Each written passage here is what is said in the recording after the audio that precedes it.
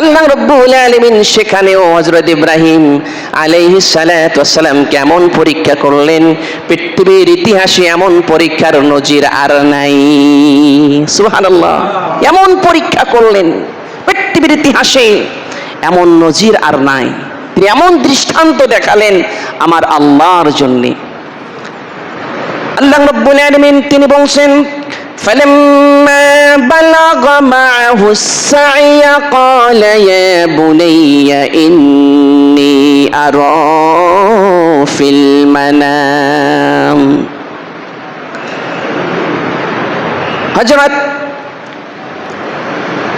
ইব্রাহিম আলাইহিস সালাতু ওয়াস সালামকে আল্লাহ রাব্বুল আলামিন স্বপ্ন যোগে তিনি দেখালেন, হে ইব্রাহিম, তুমি আমি আল্লাহর নামে তোমার প্রিয় বস্তুটা কোরবানি করে দাও। সুবহানাল্লাহ, আমি আল্লাহর নামে তোমার সবথেকে প্রিয় জিনিসটা কোরবানি করো। তিনি অনেক পশু কোরবানি করলেন, কাজ হলো না। একেবারে 3 দিন পর্যন্ত কোরবানি জারি রাখলেন, কাজ হলো না। আবার একই স্বপ্ন আল্লাহ রাব্বুল আলামিন ইব্রাহিম আলাইহিস সালাতু ওয়াস সালামকে দেখাচ্ছেন। তিনি সর্বশেষ মুহূর্তে এই সিদ্ধান্তে উপনীত হলেন, আল্লাহ রাব্বুল আলামিন আমাকে কোরবানি করার আদেশ করলেন। আমি তো এত এত কোরবানি করলাম, এরপরও কেন কোরবানি কবুল হচ্ছে না? নিশ্চয় আমার কোনো ত্রুটি হচ্ছে। তিনি তখন গবেষণা করলেন, এই পৃথিবীতে সব থেকে প্রিয় জিনিস কি হতে পারে আমার কাছে? সর্বশেষ তার দিল থেকে সাক্ষ্য দিল, এই পৃথিবীর মধ্যে সব থেকে প্রিয় জিনিস হচ্ছে আমার সন্তান ইসমাইল। সুবহানাল্লাহ, তিনি এই সিদ্ধান্তে উপনীত হলেন। আল্লাহ তো বলছেন যে তুমি তোমার একবারই প্রিয় জিনিসটা কোরবানি করো, কিন্তু তিনি ভাবলেন এই দুনিয়ার বুকে আমার ইসমাইলের থেকে প্রিয় জিনিস তো আরেকটাও আমার কাছে নাই, তাকে আমি সব থেকে বেশি ভালোবাসি, মহব্বত করি। তখন তিনি সিদ্ধান্ত নিলেন, কলিজার টুকরা সন্তানকে কোরবান করবেন, আল্লাহর জন্য কোরবানি দেবেন। নিয়ত করে ফেললেন, সিদ্ধান্তে উপনীত হয়ে গেলেন। স্ত্রীর কাছে বললেন, স্ত্রী হে, ইসমাইলকে সুন্দর করে সাজিয়ে গুজিয়ে দাও, তাকে আমি তার আত্মীয়ের বাড়িতে দাওয়াত খাওয়ানোর জন্য নিয়ে যাব। এখানে তিনি হিকমত খাটালেন। যদি বলতেন, হে স্ত্রী, সন্তানকে সাজিয়ে দাও, তাকে কোরবানি করার জন্য নিয়ে যাব, মহিলা মানুষ, সন্তানের জন্য দিল নরম থাকে, কখন কি করে বসে কোনো গ্যারান্টি নাই। এজন্য হিকমত খাটিয়ে আল্লাহ পাকের হুকুমকে সামনে রেখে স্ত্রীকে বললেন, ইসমাইলকে সুন্দর করে সাজিয়ে দাও, তাকে দাওয়াত খাওয়ানোর জন্য নিয়ে যাব। তাজকিরাতুল আম্বিয়ার মধ্যে এভাবে এসেছে, মা সন্তানকে উত্তম ভাবে সাজিয়ে গুজিয়ে বাবার কাছে সন্তানকে আমানত স্বরূপ দিলেন। বললেন, স্বামী হে, ইসমাইল জন্মের পর থেকে শুরু করে আজও পর্যন্ত তাকে আমি চোখের সামনে রেখেছি, কখনো দূরে রাখি নাই। আজকে প্রথম দিন আপনি বলেছেন আপনার সম্মানার্থে আপনার হাতে আমানতকে সুপর্দ করলাম। হে আল্লাহর নবী, যেখানেই যান ইসমাইলকে দেখে রাখবেন, তাকে কোথাও দূরে রাখবেন না। আল্লাহর নবী ইব্রাহিম সন্তানকে নিলেন এবং সবার দৃষ্টির অগোচরে এক গোছা রশি নিলেন এবং ধারালো একটা ছুরি তিনি কোমরের মধ্যে নিয়ে নিলেন। নিয়ে প্রিয় সন্তান ইসমাইলকে নিয়ে যাচ্ছেন আল্লাহর জন্য কোরবানি করার জন্য। আমার বন্ধুগণ, প্রিয় সন্তানকে কোরবানি করা সামান্য ব্যাপার নয়। আপনি সব কিছু স্যাক্রিফাইস করতে পারেন যখন প্রিয় সন্তান আল্লাহ পাক পরীক্ষার জন্য কোরবানির নির্দেশ দেন, সেটা কতটা কষ্ট এটা আমরা যারা বাবা আছি, সন্তান আল্লাহ পাক যাদেরকে দিয়েছেন তারা সহজে অনুভব করতে পারি। ইব্রাহিম আলাইহিস সালাম হাঁটি হাঁটি পা পা করে যখন সন্তানকে নিয়ে যাচ্ছিলেন, তাজকিরাতুল আম্বিয়ার মধ্যে লেখেন, শয়তান সর্বপ্রথম ইসমাইলকে পথ আটকেছেন। বলছে ইসমাইল তুমি কোথায় যাও? বলছে বাবার সাথে যাচ্ছি। কেন নিয়ে যাচ্ছে তুমি কি জানো? কয় বাবা আমাকে দাওয়াত খাওয়ানোর জন্য নিয়ে যাচ্ছে। শয়তান বলল বাবা তোমার সাথে মিথ্যা কথা বলেছে, তুমি জানো না বাবা তোমাকে কোরবানি করার জন্য নিয়ে যাচ্ছে, তোমাকে জবেহ করবে, কোরবানি করবে। তিনি শয়তানের কথাকে গুরুত্ব দিলেন না। এরপরে সামনে আরো একটু অগ্রসর হলেন, আবার শয়তান তাকে বাধা দিল, গুরুত্ব দিলেন না, আবার সামনে অগ্রসর হলেন, এভাবে শয়তান বাধা দিল। হযরত ইসমাঈল আলাইহিস সালাতু ওয়াস সালাম তিনি সর্বশেষ শয়তানকে যে কথাটা বলছিলেন তা হলো, হে শয়তান, আমি বুঝতে পারছি তুমি শয়তান। আল্লাহ রাব্বুল আলামিন তার এই পৃথিবীতে তার বান্দার অভাব নাই, তার গোলামের অভাব নাই। তিনি কাউকে তার কোরবানির জন্য মনোনীত করলেন না। আমি একজন নাখান্দা আল্লাহর গোলাম ইসমাইল, আল্লাহ রাব্বুল আলামিন আমাকে তার কোরবানির জন্য কবুল করেছেন, এর থেকে সৌভাগ্য আমার আর কিছুই হতে পারে না। সুবহানাল্লাহ। শয়তান ক্লান্ত হয়ে গেল, তার সমস্ত চক্রান্ত কৌশল নষ্ট হয়ে গেল। ইসমাইলের মায়ের কাছে গিয়ে তাকেও প্রবঞ্চনা দিলেন, কাজ হলো না। এভাবে হযরত ইব্রাহিম আলাইহিস সালাতু ওয়াস সালাম সন্তানকে নিয়ে মিনার পাদদেশে যখন উপস্থিত হয়ে গেলেন, উপস্থিত হয়ে সন্তানকে সামনে রেখে সন্তানকে বলল, প্রিয় বাবা, কি কথাটা বলল? আল্লাহ পাক বলছেন, ফালাম্মা বালাগা মা'হুস সা'য়া ক্বালা ইয়া বুনাইয়া ইন্নী আরা ফিল মানাম আন্নী আযবাহুক। ও আমার সন্তান বাবা, আমি স্বপ্ন যোগে দেখতেছি তোমাকে কোরবানি করছি। আল্লাহ রাব্বুল আলামিন তোমাকে কোরবানি করার নির্দেশ করেছেন, নির্দেশ দিয়েছেন। ফানজুর মাযা তারা। ও আমার কলিজার টুকরা সন্তান বাবা, তুমি এ বিষয়ে কি বলতে চাও? তোমার মতামত কি? ছোট মানুষ বাবার সাথে চলতে পারেন এমন অবস্থা ইসমাইল এই বয়সে উপনীত হয়েছেন। যখন ইব্রাহিম আলাইহিস সালাতু ওয়াস সালাম ইসমাইল আলাইহিস সালাতু ওয়াস সালামকে এই কথা বললেন, প্রস্তাব দিলেন, বাবা আল্লাহ হুকুম করেছেন তোমাকে কোরবানি করার জন্য, আর আপনি স্বপ্ন যোগে তোমাকে কোরবানি করছিলাম, এই বিষয়ে তোমার মতামত কি? দেখুন ওই ছোট মানুষ আল্লাহর নবী হযরত ইসমাইল আলাইহিস সালাতু ওয়াস সালাম তিনি বললেন, قال يا أبت افعل ما تؤمر। সুবহানাল্লাহ। হযরত ইসমাইল আলাইহিস সালাতু ওয়াস সালাম আর কাল বিলম্ব করলেন না, সাথে সাথে বাবার কথার সাথে একাত্মতা প্রকাশ করে বিনয়ের সাথে বাবাকে বললেন, ও বাবা, আল্লাহ রাব্বুল আলামিন আপনাকে যা আদেশ করেছেন, নির্দেশ করেছেন, আপনি আর দেরি করবেন না, তাড়াতাড়ি আমাকে কোরবানি করুন। সুবহানাল্লাহ। ইসমাইল বলছেন, বাবা আর দেরি করবেন না, আল্লাহ পাক আপনাকে যে হুকুম করেছেন আমি রেডি আছি, আমি রাজি আছি, আল্লাহর জন্য খুশি আছি, আপনি তাড়াতাড়ি আমাকে কোরবানি করুন। সুবহানাল্লাহ। এরপরে হযরত ইসমাইল আলাইহিস সালাতু ওয়াস সালাম এখানে এমন একটা কথা বললেন, এমন একটা সুন্দর গোছানো কথা বললেন, শুনুন। তিনি বললেন, সাতাজিদুনি ইনশাআল্লাহু মিনাস সাবিরিন। তিনি বললেন, বাবা আপনি আমাকে কোরবানি করে ফেলুন, কাল কিয়ামতের দিন, কঠিন মুসিবতের দিন, আল্লাহ রাব্বুল আলামিনের দরবারে রোজ হাসরের ময়দানে অনেক ধৈর্যশীল বান্দা সেখানে উপস্থিত হবেন। আশা করি আমিও সেখানে ধৈর্যশীল হিসাবে আল্লাহর দরবারে উপস্থিত হব। তিনি কতটা বিনয়ী মানুষ ছিলেন। তিনি বললেন না যে একমাত্র আমি ধৈর্যশীল হিসাবে আল্লাহর দরবারে উপস্থিত হব, এই কথা বললেন না। তিনি বললেন, এই আল্লাহ পাকের বহু গোলাম কিয়ামতের ময়দানে সবরকারী হিসেবে উপস্থিত হবে। আব্বা আপনিও আপনার প্রিয় সন্তান ইসমাইলকে তাদের মধ্যে একজন পেয়ে যাবেন। সুবহানাল্লাহ। ভাইরা আমার, কি একটা অবস্থা দেখুন, কি একটা মর্মান্তিক দৃশ্য। আসমান যেমন থমকে গিয়েছে, জমিন যেন প্রকম্পিত হচ্ছে, সমস্ত সৃষ্টি জগৎ যেন থমকে গিয়েছে।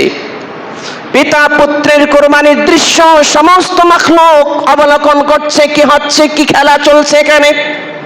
বন্ধু বন্ধুর জন্য সর্বোচ্চ কুরবানির নিয়ত করে ইসমাইলকে কুরবানি করার নিয়ত করলেন। এরপর আল্লাহ পাক বললেন, ফালাম্মা আসলামা ওয়া তাল্লাহু লিল জাবিন। সুবহানাল্লাহ। আল্লাহ রাব্বুল আলামিন বলেন, এরপরে যখন তাদের মাঝে এই কথা হলো, উভয় তখন কুরবানির জন্য প্রস্তুতি গ্রহণ করল।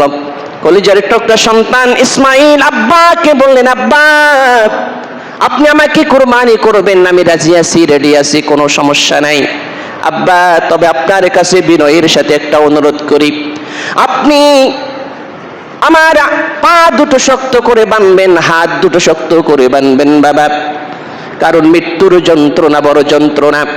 আপনি যখন আমার গলার মধ্যে ছুরি চালাবেন, আমার প্রাণ যখন বের হয়ে যাবে, এই যন্ত্রণা সহ্য করার শক্তি কারোর নাই।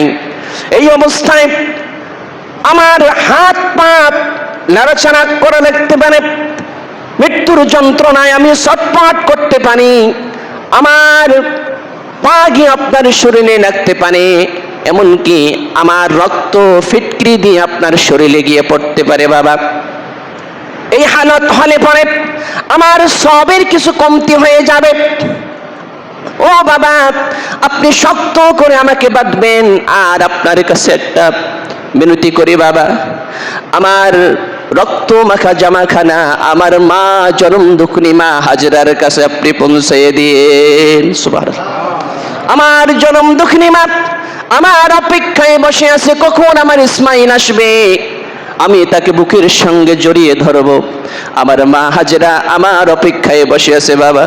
ও বাবা, আপনার কাছে বিনয়ের সাথে আমি অনুরোধ করছি বাবা, আমাকে কুরবানি করার পর আমার রক্তমাখা জামাখানা আমার মায়ের কাছে আপনি পৌঁছাইয়া দিন। আমাকে পাবে না হয়তো, কিন্তু আমার রক্তমাখা জামা টুকুন পেয়ে আমার মা একটু সান্ত্বনা অনুভব করতে পারবেন। সুবহানাল্লাহ।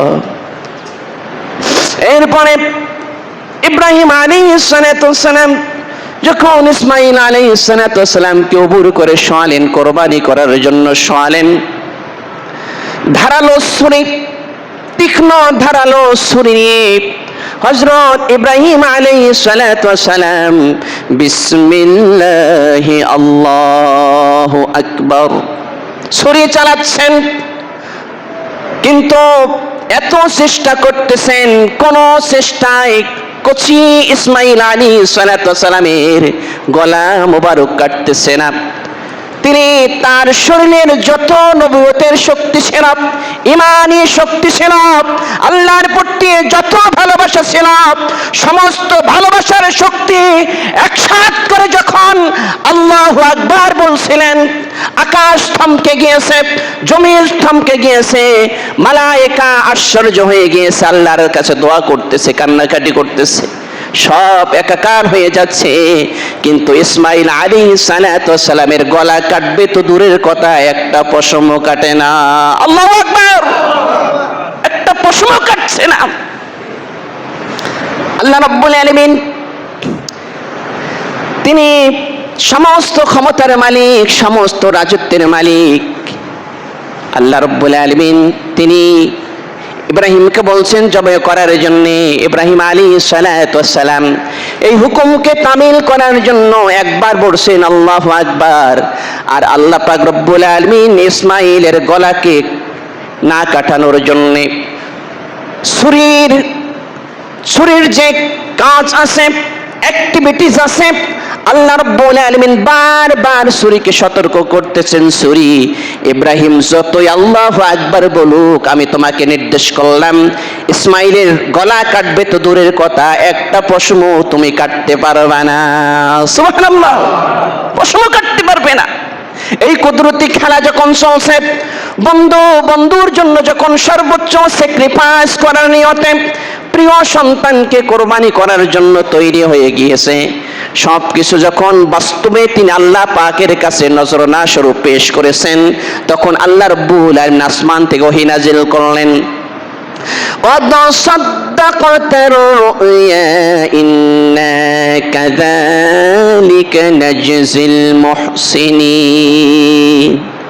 আল্লাহ রাব্বুল আলামিন তিনি বললেন, হে আমার বন্ধু ইব্রাহিম, আমি আপনাকে স্বপ্ন যোগে যে নিদর্শন দেখিয়েছি, আমি আল্লাহর সন্তুষ্টির জন্য প্রিয় পুত্র ইসমাইলকে কুরবানি করার নিয়ত দেখিয়ে বাস্তবে তা আপনি পরীক্ষায় পাশ করেছেন। সুবহানাল্লাহ, বাস্তবে পরীক্ষায় পাশ করেছেন।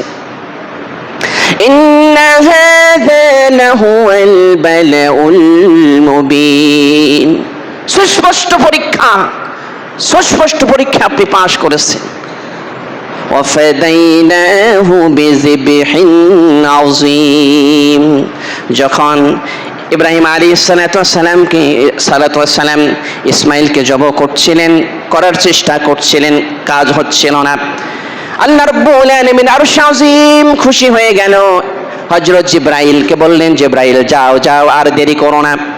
জিবরাইল আলাইহিস সালাতু ওয়াস সালাম জান্নাত থেকে আল্লাহ পাক রব্বুল আলামিনের পক্ষ থেকে একটা দুম্বা নিয়ে আসলেন। দুম্বা, যদি ইখতিলাফ হয়েছে, কুরবানির পশু নিয়ে আসলেন।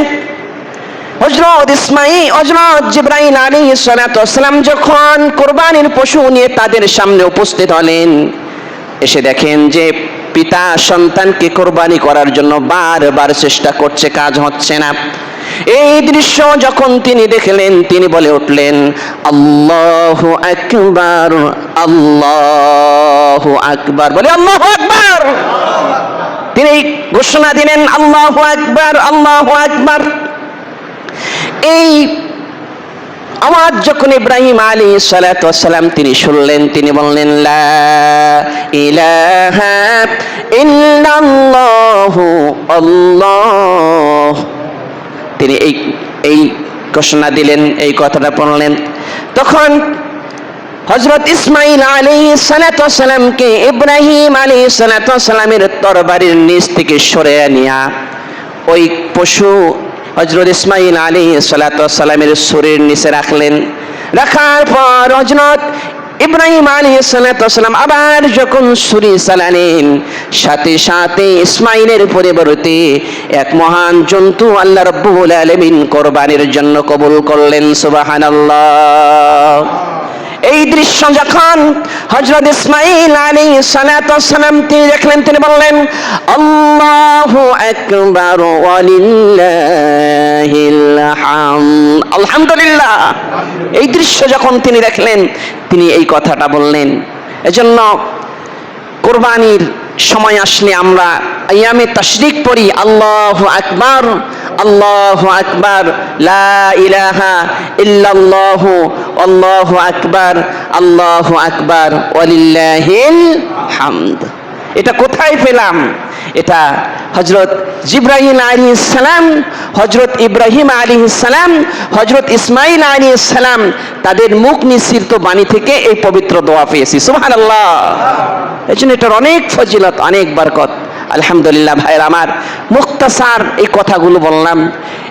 এই কথার এই আলোচনা থেকে এটাই শিক্ষা, আমরা যেন একমাত্র আল্লাহর জন্য সর্বোচ্চটা স্যাক্রিফাইস করতে পারি, মানুষকে দেখানোর জন্য নয়, মানুষকে খুশি করার জন্য নয়। একমাত্র আমার কুরবানি কার জন্য হবে? আল্লাহর জন্য হবে। আমার নিয়ত কার জন্য? আল্লাহর জন্য। ইন্না সালাতি ওয়া নুসুকি ওয়া মাহইয়ায়া ওয়া মামাতি লিল্লাহি রাব্বিল আলামিন। আমার নামাজ, আমার কুরবানি, আমার হায়াত, আমার মওত সব কার জন্য? কার জন্য?